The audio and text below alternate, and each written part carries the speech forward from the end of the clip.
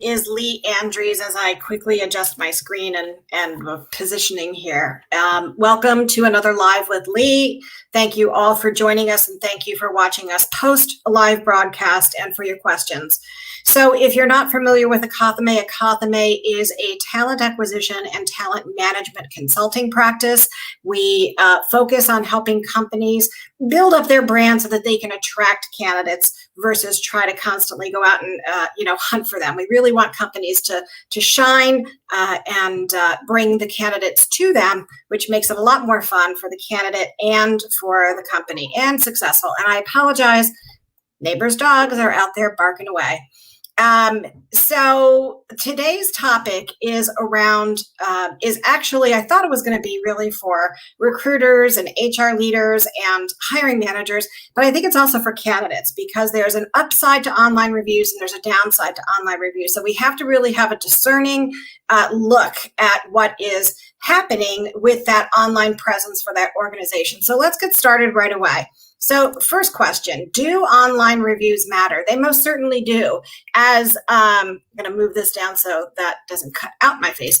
As we saw in a Ronstadt survey, I think it was like 57% of candidates walked away from job opportunities at companies who had bad online reviews. So your online reviews absolutely matter. The question is, who do they matter to? So they matter to two parties. They matter to the company.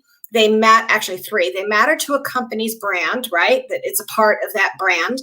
They matter to that hiring manager's brand. So you've seen people like Barry Fisk was on one of my broadcasts not long ago. Everybody I talked to who worked with Barry directly and Phil Gollum said they would follow them wherever they go. That is a brand of that hiring manager. So yeah, brands do matter. And that really cuts down on recruiting issues, retention issues, all that kind of stuff.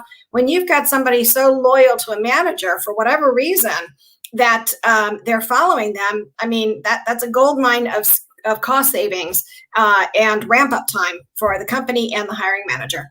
The other part is that they matter to online reviews. Company reviews matter to the candidate who's making the review and the candidate who is reviewing that or the former or current employee making that review and the candidate who is reviewing that. And we're going to get into that in a little further down the line. So let's talk about ways that, sorry about this, I'm going to keep adjusting my camera until it's right. And I do need to see here. So is there a way to write a review that will actually help future candidates? And these are questions that were posed to me before this live broadcast. Instead of doing an Ask Lee, I just did a live response to all of your questions. So is there a way to write a review that will actually help future candidates? Yes, there is.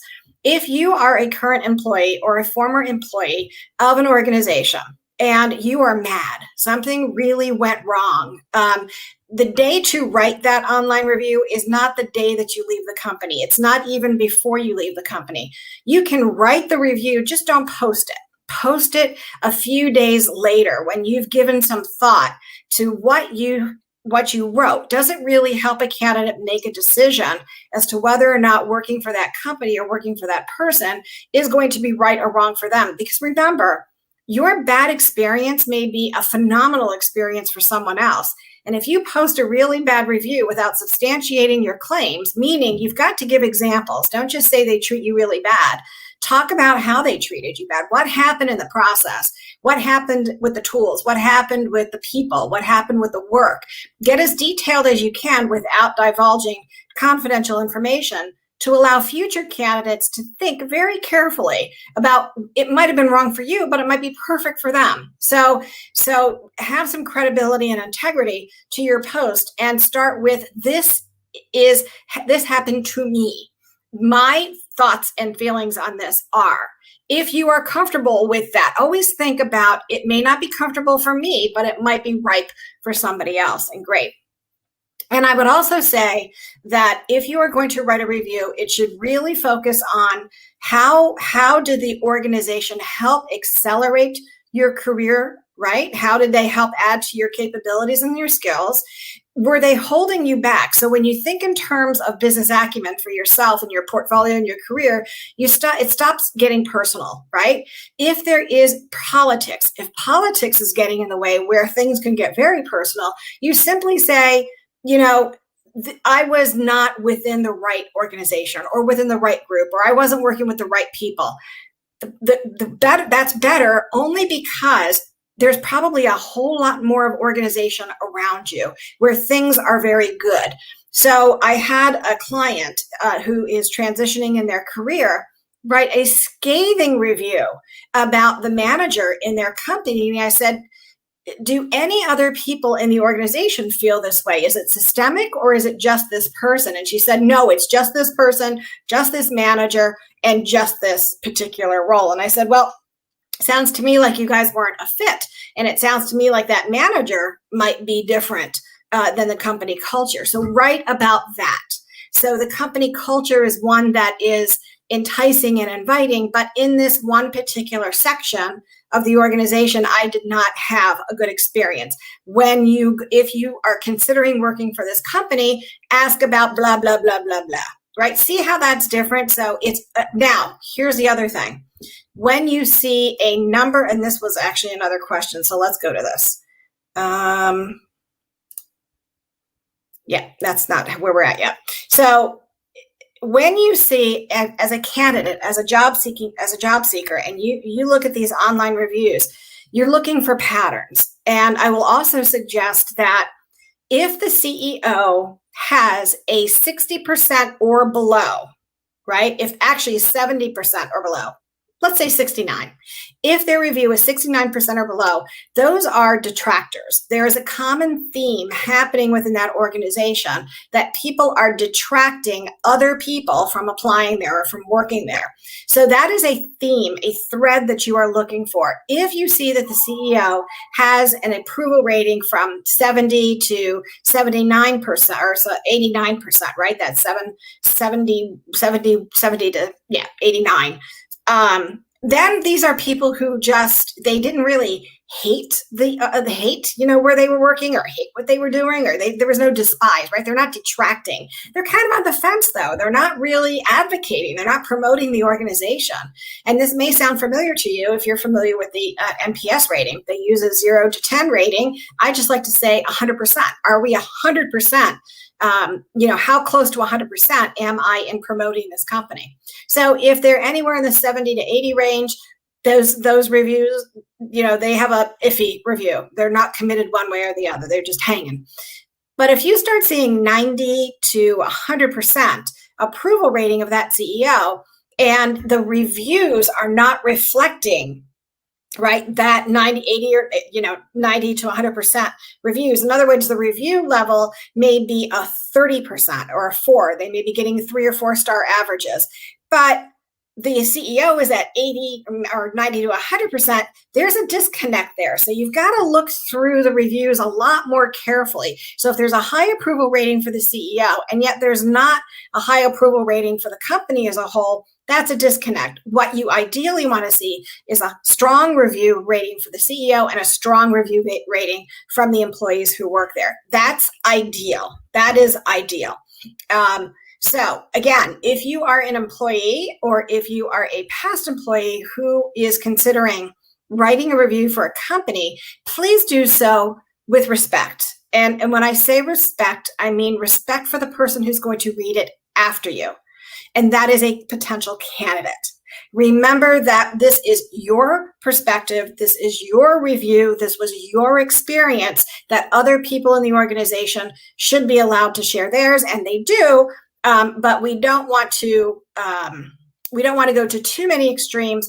We really want to provide evidence of what happened to us in that organization so that other people can make a sound decision for themselves. So let's, what is the best way? Let's see. What's the next question? Where was it? What's the best way for companies to manage online reviews? So this was a question that I got a couple of weeks ago, and the question was, do we even respond to how do we manage? Engage. engage. You should have somebody in your organization, if not HR, somewhere on the social media span, someone in marketing, but somebody who actually cares about the brand of the organization. And so you don't want just anybody responding to these. It should be somebody who has an understanding of how the organization works, who believes in the culture, who believes that there is a process to get things resolved if there is a problem. And we can't put somebody in there who might retaliate, right? So that is why people post these things anonymously. They don't want the retaliation. So it is really important that if you are the one who is responsible for keeping up with your online reviews, when you engage, the first words out of your keyboard should be thank you. Thank you for taking the time for writing this review. Good, bad, or indifferent, we need to hear it.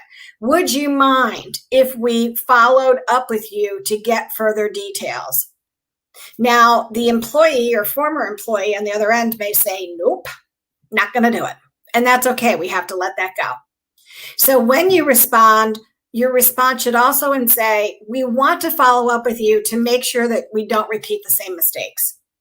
We want to make sure that we follow up with you because we know that we have some challenges that we need to work through, and we really need your input.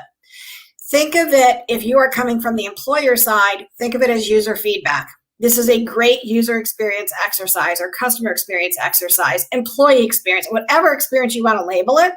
It's all about experiences. So reaching out to that audience who just gave you a review, which is user feedback, you want to understand. So you want to dig down and make them comfortable by saying, we don't have to, we can do this blindly. We can do it by phone call only. No names need to be exchanged, but I really would like to know who you worked with directly so that I can figure out if it is a localized issue or if it's a systemic issue, company-wide systemic issue. So hope that answers your question. So this question came, can writing a review hurt the employee? It absolutely can.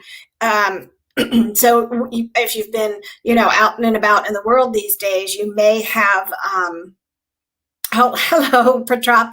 Thank you for joining us today. If you have found that, anywhere in the world today, you have seen the whistleblowers, right? There is usually some kind of pushback for whistleblowers.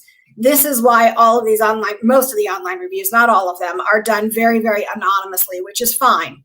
So if you find that if you're writing a review and you feel as though there can be any retributions or somebody coming back on you, just don't write it. What you can tell, now here's the thing. If you tell one person about your experience, or tell 10 people, that's going to multiply times 10. So you don't necessarily need to share your review online and post it there. If you go to a meetup group and you say, I wouldn't work there, I just left there, not really great, and you have these conversations, that word kind of spreads around.